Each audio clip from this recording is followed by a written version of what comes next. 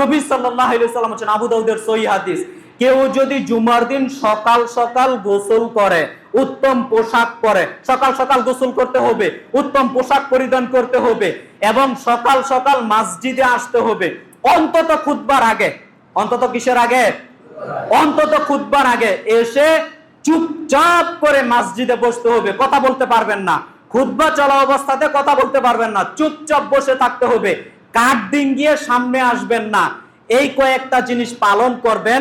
নবী সাল্লাল্লাহু আলাইহি ওয়াসাল্লাম বলেন, এই আমলটুকু যারা করতে পারবে তারা বাড়ি থেকে, আরেকটা শর্ত আছে, ওই বাহন দিয়ে আসতে পারবেন না, পায়ে হেঁটে আসতে হবে। যদি নিকটে বাড়ি আপনাদের, পায়ে হেঁটে আসবেন, তাহলে আল্লাহ তাআলা আপনাকে এত মর্যাদা দিবেন, প্রত্যেক পদক্ষেপের বিনিময়ে 1 বছর তাহাজ্জুদের সালাত আদায় করলে যত নেকি হবে, 1 বছর নফল সিয়াম পালন করলে যত নেকি হবে, আল্লাহ আপনার আমলনামায় প্রত্যেক পদক্ষেপে তত নেকি দিয়ে দিবেন।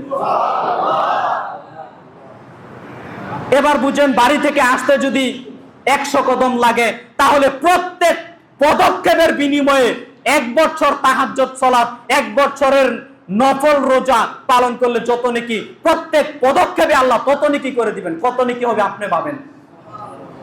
তা আপনি আসেন পিছনে, কি করে নেকি পাবেন?